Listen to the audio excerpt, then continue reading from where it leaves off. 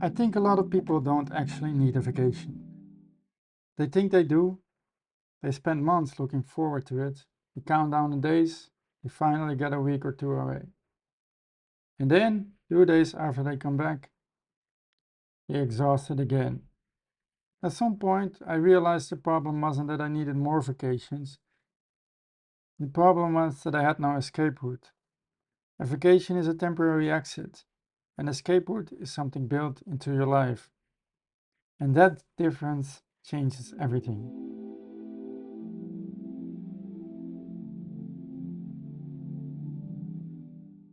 Welcome to the JCLog Podcast, episode 28. The problem isn't working, it's having no escape route. Before we dive into the episode of today, I want to thank everybody who supports this podcast. Thank you to all the new subscribers and followers who are coming in. For example, Harshit Chauhan. I appreciate you all.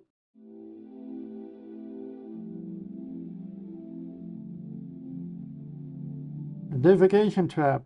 A lot of people, a lot of hardworking people, they look forward to their next vacation. But there's a problem with that. If you're constantly counting away the days until you have a moment that you don't need to live a life like you're living normally, the problem might not lie in your agenda, but in the way you structure your life. If the highlight of your year is escaping your life for 2 weeks, that's worth paying attention to. If you would be happy with your life, would you need a vacation at all? But yet, most people seem to be looking forward to a short moment in the year that they can live differently, perhaps the way they want to live. But the problem is they are temporary escapes and not real escape routes.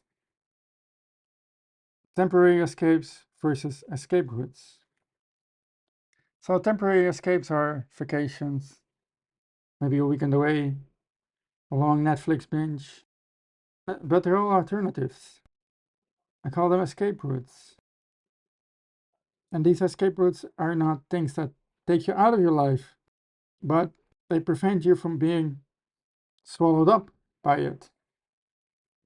Such escape routes are a daily walk, doing creative practices like writing, drawing, making music, or even things like building your own company or being less financially dependent. Making sure that you have some time for yourself every day. Perhaps even time that can be offline and can be in a place where nobody wants something from you. Why having daily escape routes matter? People often think that freedom is something for later.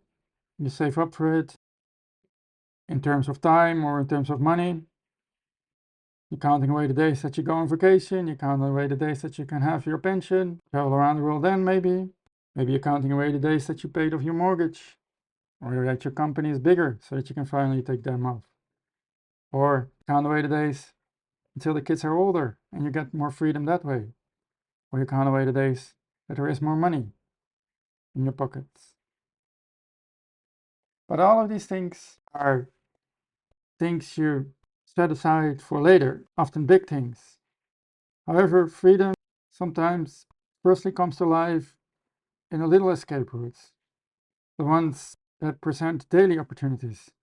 Think about taking a daily walk for an hour, writing your thoughts in your notebook, going to your local park or the forest during a walk, watching a movie that inspires you, or making some nice artwork.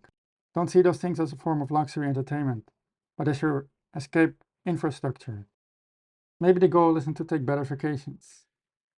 Maybe the goal is to build a life that doesn't require so many escapes from itself. A life with built-in exit points, places you can mentally, creatively, physically go to whenever the pressure starts building. Not because you're running away, but because every healthy life needs an escape route.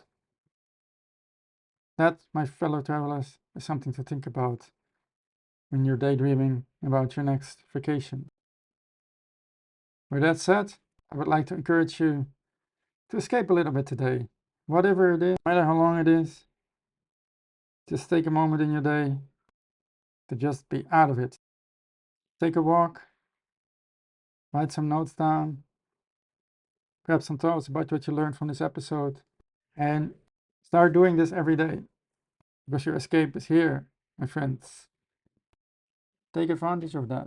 Escape a little bit every day, and see that as your vacation time. With that said, I thank you for listening. If you found some wisdom in this episode, make sure you give it a like or a thumbs up, and follow or subscribe to my podcast on whichever platform you're listening to it. It is much appreciated. Thank you all for listening, and I'll see you in the next episode, fellow travelers.